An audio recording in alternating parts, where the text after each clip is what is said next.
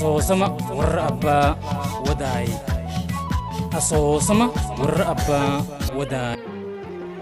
Warra abbaa wadaay odaa loogoo booro aanaa fi barii itti aanuu gaaromminaa fi garaa bal'ina isaanii haafnee dubbachuudhaan duratti jalqaba eessa jiraachaa akka turanii fi eessa akka turan warri wadaay odaa loogoo jalqaba naannoo baddaa gaanfa Afrikaa kana akka jiraachaa turan moggaasa maqaa afaan isaaniitii fi mallattoolee aadaa sirna gadaa isaaniitii fi mallattoolee ogummaa isaanii ammallee mallattoolee uffannaa aadaa isaaniitii fi kanneen kana fakkaataniin turtii fi biqilli jireenya isaanii eessa akka ta'e ragaan ni bahaa fi fakkeenyaaf Hargeysaa, Keeniyaa, Ugaandaa, Taanzaaniyaa fi moggaasa maqaa hedduu kaasuun ni danda'ama.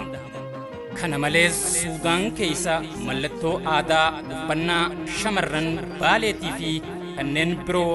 Kana malees Gibsi yookaan Misra keessatti mootiin Misra Fara'oonni kallachi adda isaa irratti godhatu mallattoo abbaan gadaa Oromoo adda isaa irratti hanga ammaatti godhatuu fi fayyadamuudhaan beekamu warra wadaay odaa loogoo jalqaba eessa akka jiraachaa turan ragaa guddaadha. Jireenya warra wadaay odaa loogoo booroo aanaa fi barii itti aanuttis bu'urri jireenya isaanii horsiisa loonii irratti kan hundaa'edha. Kanaan cinatti ogummaa fi duudhaa aadaa beekumsa isaaniitiin jireenya isaanii utubanii kan jiraatanidha. Warra abbaa wadaay odaa loogoo booroo aanaa fi barii itti aanus garaa bal'inaa fi heddumminni isaanii jaalalaa fi hammachuu gaaromminaa fi simachuu habajaadhaa fi guddifachuudhaan beekaman. Warri wadaay odaa loogoo bal'ina lafa isaaniitii fi heddummina namaatiin ammallee baay'ina warra afaan isaanii dubbataniin akka Afrikaatti ni beekaman. Bultuma warra wadaay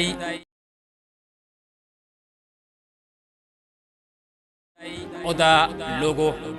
Bultumti warra wadaay odaa loogoo gadaa yoo taatu sanyii takka amantii takkaa fi seera tokko jalatti haa hiriiraniitii malee aadaa fi heerri isaanii akka naannoo isaan jiraataniin hanga loqota afaanitti wal dhabuu ni danda'a.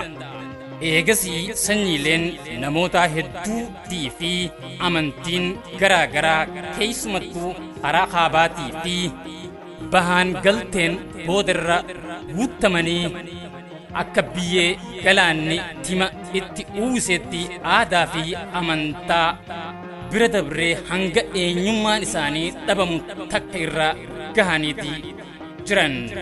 Abbaan wadaay odaa loogoo booroo aanaa fi barii itti aanu kun bal'ina lafa isaanii, heddummina nama isaanii, bal'ina afaan isaaniitiin jalqaba seenaa bara dheeraa keessatti hiree lafa isaanii irratti uummanni isaanii qabu afaanii fi aadaa isaaniitiin muranii murteeffachuu akka turan hambaan seenaa ragaa ni bahaa fi walumaa galatti hundeen bu'ura jireenya horsiisa looniitiin kan utubamee fi sirni bulchinsa isaanii seera gadaa tokkichaa fi aadaalee babbareedduudhaan faayamanii aadaa akka hammachuu, jaalachuu, simachuutiin aadaa barsiifata dhalootaa gara dhalootaa deemaa ture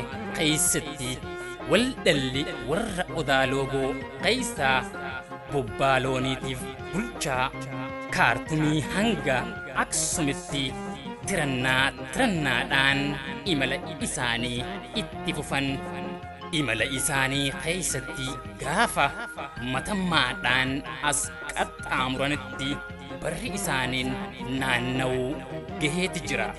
Gaaf tokko wal dhala warra Wadaay Odaa Loogoo Booro aanaa keessaa murni karaa matammaarraan karaa goojjoo fi godaatiin ammallee manneen laalan bal'aa siidaa aksumaa ittiin loon dheechifachaa bulchaa jila sirna isaanis osoo hin daangeessin bakka ol buusaa gaggeeffachaa fageenyaa fi hojii fi haajaan osoo hin daangeessin tirannaadhaan imala isaanii itti fufan keessaa murna warra abbaa Wadaay Odaa Loogoo wal dhala warra Booro aanaa keessaa muudamee sirna gadaa isaatiin hawaasa isaa kan bulchu Jilchaa Wadaay Odaati.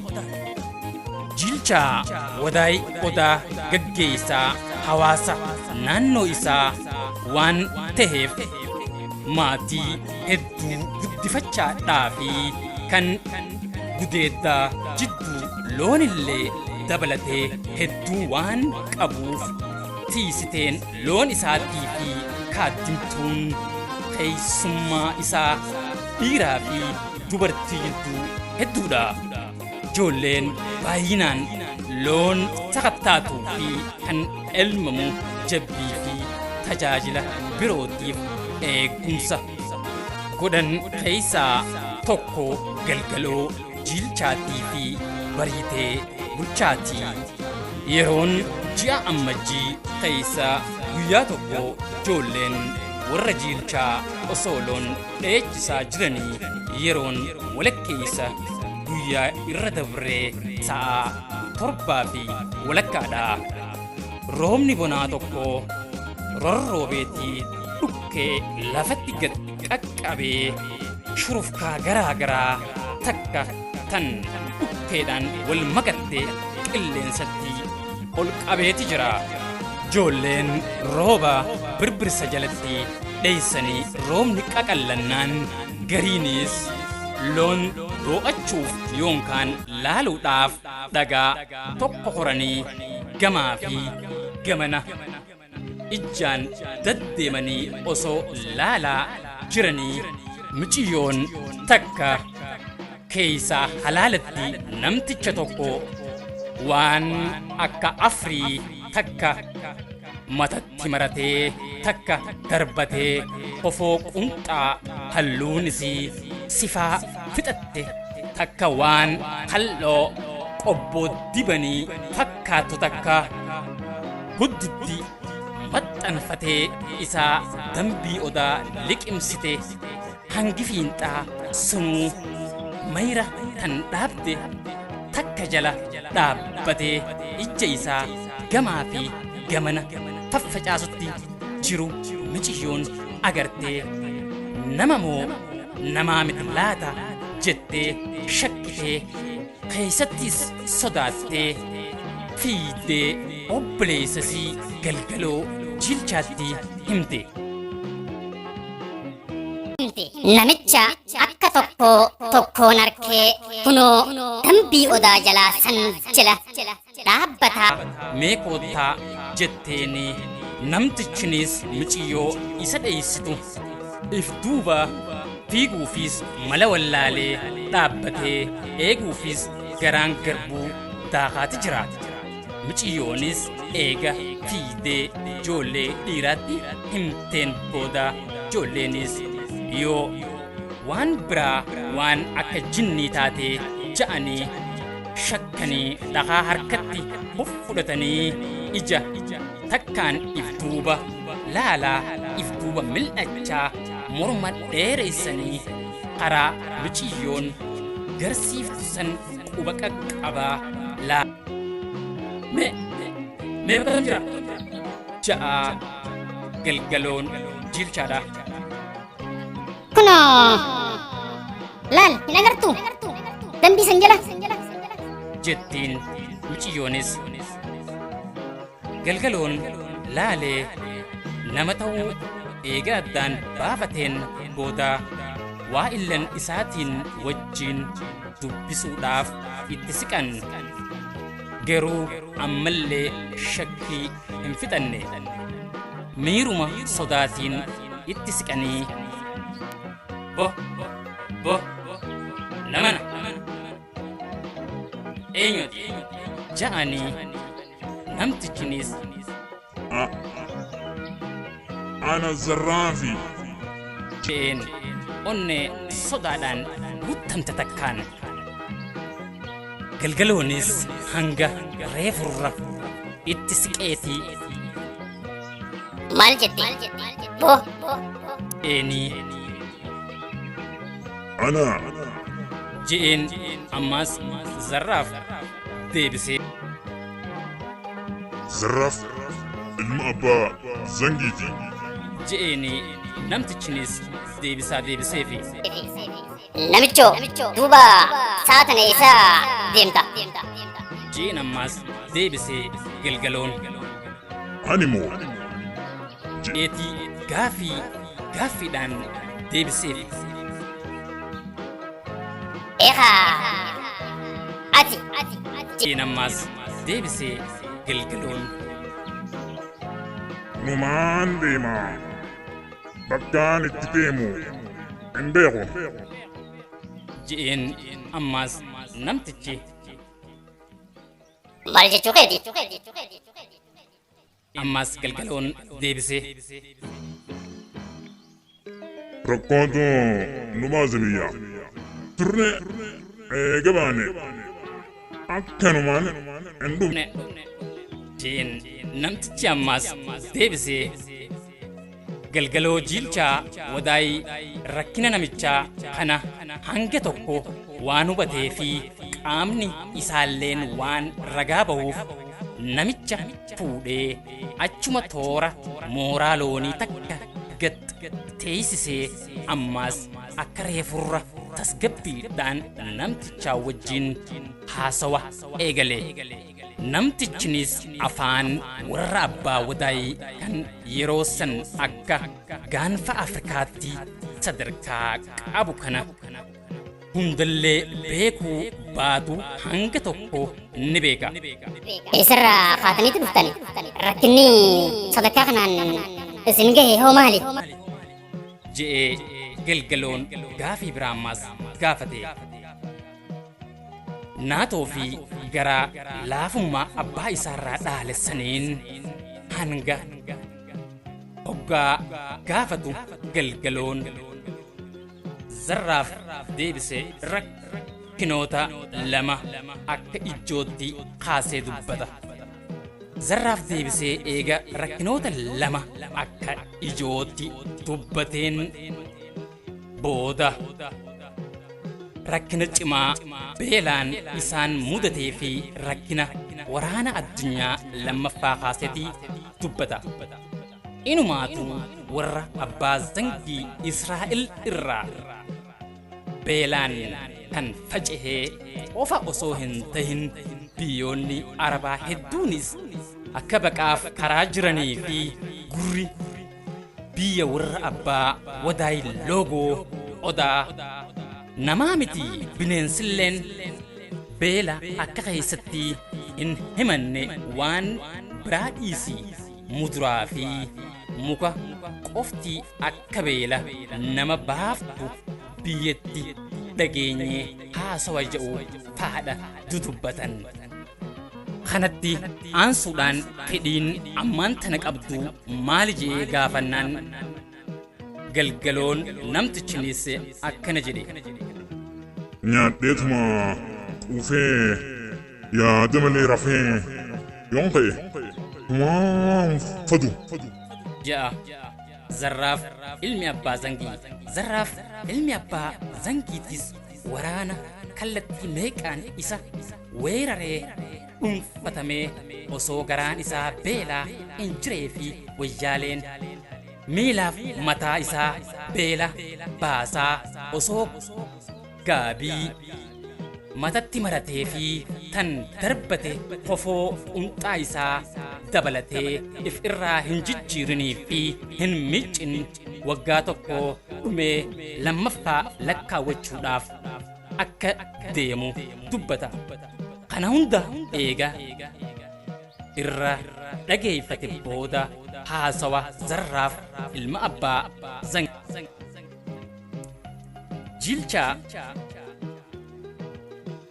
jilchaan dhaan achuma mooraa bulchaa loonii san bira wajjiin bulanii aannaniis obaasee nyaataas nyaachisee uffatallee irraa jijjiiruu baatu ganama abbaa isaa jilchaa abbaa gadaa bira geessee akkanatti namicha kana arkee irraa odeeffadheetiin garaa nahee fide je'ee itti himee biraa deebi'e.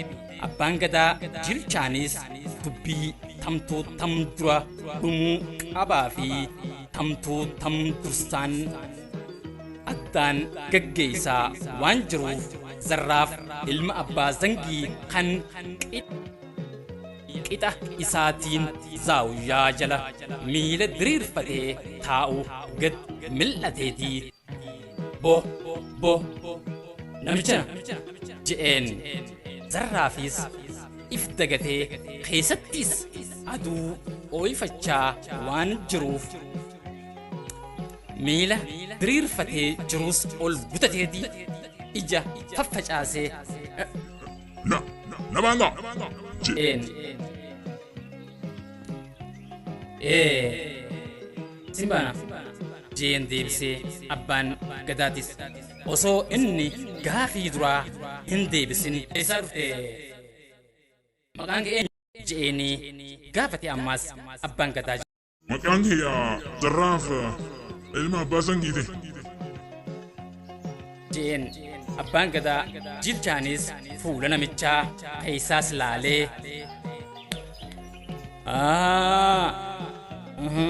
je'ee hafuura if keessa deeffatee haadimtoota isaanii yaamanii hootaa ja'aniini namticha kanaaf nyaata hanga quufutti kennaa fi san booda akka dhiqatu lagoos laalaa fi laga dhaqee haa dhiqatu je'eenii jilchaan abbaan gadaan.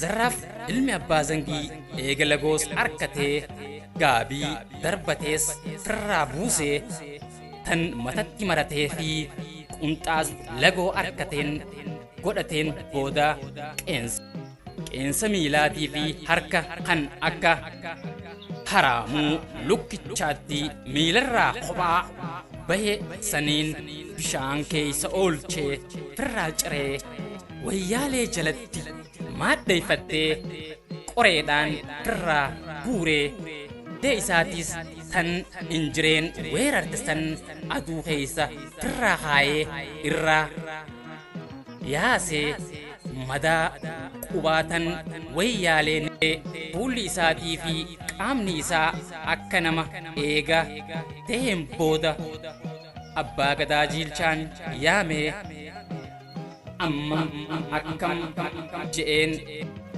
Amma xuruudha je'ee Zarraaf ilmi abbaa Zangiitii fi deebiseefi. Zarraaf eega bayyanateen booda abbaa gadaatiin yaadaa fi fedhii isaa gaafatee Zarraafis waan keeysaa kutee fi rakkoo dabartees yaadatee haala itti Israa'elii deemee fi roorroo beelaa fa'aa haasee namoota osoo wajjiin deemanii gargar faca'anii fi baqaaf kallattii garaa garaatiin akka karaa jiran fa'aa haaseetii. Ani enumaatu carraa qabeessa jechuudhaan dubbataa. Abbaan gadaa jilchaanis Zarraaf loon bobbaasuullee baatu hanga elmuu baratuu asuma naannawa keenya kana jiraatee heera aadaatii fi seera barachuun cinatti safuu fi afaanis haa cimsatuutii je'eenii hojjettoota isaatiin zarraafis oolee bulee waan takka takka keeysaa baree ergannoofis tahee eega bifa namaa deeffateen booda ergamuufis waan ajajame dafee raawwachuu irratti adda durummaadhaan argamuu jalqabe. Bifa akka nyagoo harreessanis jijjiirrateetii buburraaquu eegale. Inumaatuu loon ilmuu qofa osoo hin tahin aannan raasuun illee beekame. Abbaan gadaa jiilchaa birattis fudhatama argate. Inumaatuu bakka biroo raasuu intala abbaa gadaa nyaaraan dudubbisuu fi sasseequu jalqabe. Bariiteen intalli abbaa gadaa jiilchaa hancufa irratti tuftee tuffattullee garuu suuta suutaan onnee isii banatee seenuun isaa hin oolle.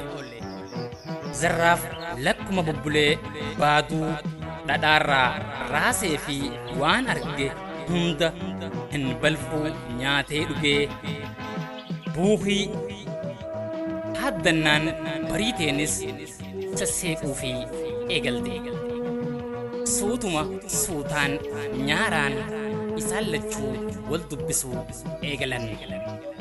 Bariiteen intalli jiilchaadhaa abbaa isii biratti haalaa fi amala jabinaa fi dandeettii namicha kanaa dhaadheessuu eegalte. Abbaan gadaa jiilchaanis gamna gameessotaa waan ta'eef zarraaf yaamee ija isaa keessa laalee haasoysiisee eegalaalee booda firraa hayyee deem je'eenii ammaas bariitee yaamee je'een zarraafin yoo jaaladhe naa himi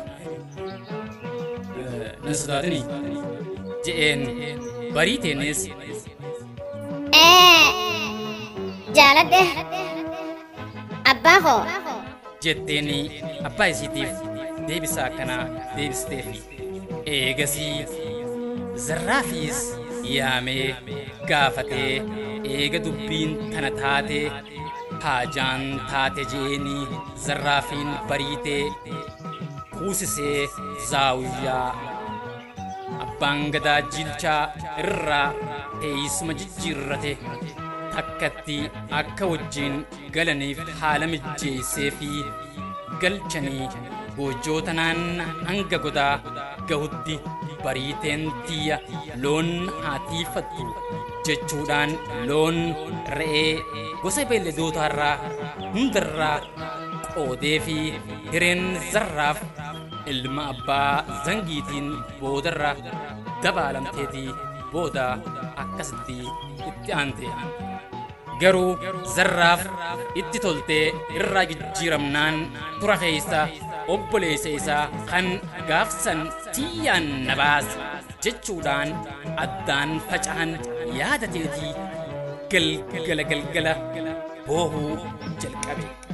Xiqqoo turee bariitee jalaa miliqeetii iyyaafannaa obboleessa isaa guyyaa 15 eega barbaade booda argee kan qoonqoon zullalleessite kana fidee bariiteenis dhabamuu isaa abbaa isiitti waan himteef jechaaf zarraaf gaafa obboleessa isaa fidee dhufu qaanfatee yookaan saalfatee ammaas nama keeti fidachuu kuttee walleenuu silaa yaadanaan ja'uuf sodaatee bariiteedhaan mari'atee goda xiqqoo goojjoo isaanirraa fagoo takko keeysa ibidda shidanii fi nyaataas geeysanii fi eega guyyaa 2 bubbuleen booda abbaan gadaa jiilchaan lafa doo'aarra dhaabbatee urjii waan lakkaa'uuf doowaa san irratti osoo dhaabbachuudhaaf deemuu isaa gabbahee doowaa tanarraa gamatti waachi ilaalaa jiru ibidda goda keeysaa billiq jau argee jara mana jiruun gadi yaamee jara keenya maali kan goda keessaa ibidda shitu je'een jarrinis jinnii ta'uu hin ooltu ja'aniiti shakkanii Zarraaf ilmi abbaa zangii imala deemuu isaa waan beekaniif bariitee gaafachuuf dhaqnaan bariiteenis obboleessa Zarraaf akka ta'e itti himte. Abbaan gadaa ajaa'ibuma nu qabate jecha soddaa isaa yaamee isinitti rakkate moo maaliif keessumaa godaa geessitan je'een. Lakki anu waan beeku isuma gaafadhu jetteen bariiteen intalti abbaa gadaatis. Abbaan gadaatis deema gudda na bira haa bulu je'eenii if bira eega bulchee booda kun an Zarraaf daranii soddaan sodaadhaa jechuudhumaaf malee wayyaaleen isarraa buutu ganda meeqa ni fitti. Abbaan gadaa aarii buufatee eega oolee buleen booda guyyaa tokko yaamee oo je'een maqaan kee eenyu je'eenii baloo ilma abbaa zangiiti je'een. Namtichinis deebiseefi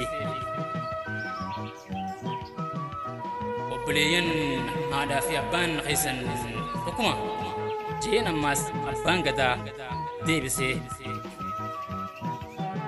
nuti warri Israa'el baqannee beelaan wallaallee waan uffataa fi dhiqannaa dhiifnee jirra. Warreen biyyoota Arabarraa facahanis daran lubbuutiyaan nabaasii keessa jiran je'ee eega dubbateen booda immoo akka baqaaf hedduun isaanii karaa jiranii fi as gahaa jiran dubbataa. Abbaan gadaa jilchaanis haasawa isaa dhaggeeffatee naatoon isaa itti dhagahamtee haa ta'uu malee bishaan wahirra laga cehaa akkuma jaan bala'uu ilmi abbaa zangii waggaa 4 hanga 5 eega taa'een booda obboleessiisaa Zarraaf haadha manaa isaatiin mari'atee obboleessa bala'uu akka obboleettii isaa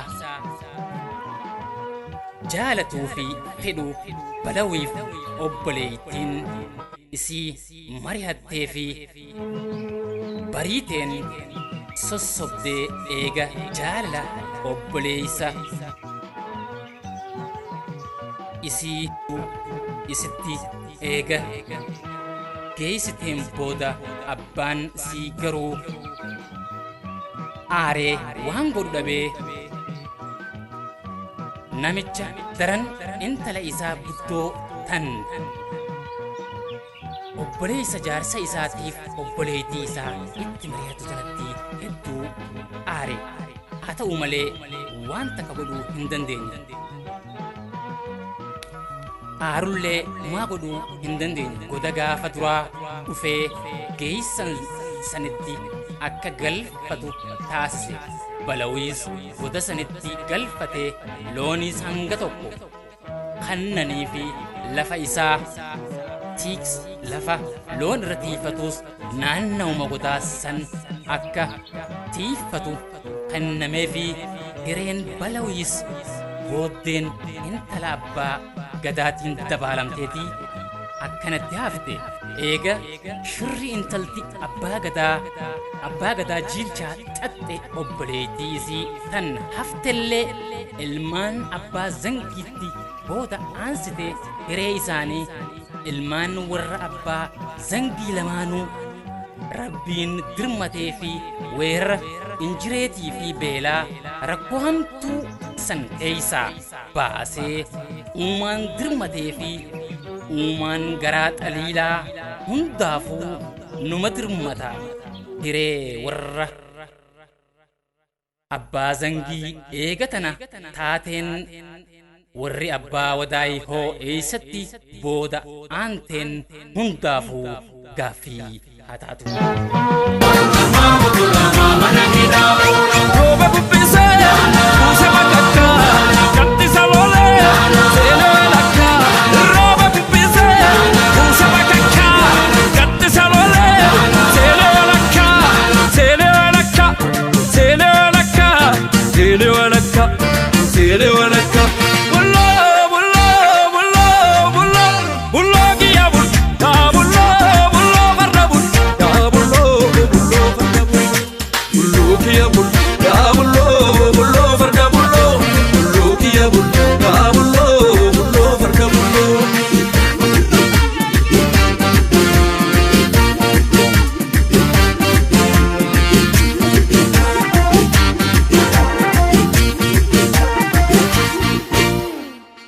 Sanyi goota gootu kallolee sagola chubeeku maatu tukanii tola nurraa eegu. Ayyicha sanyi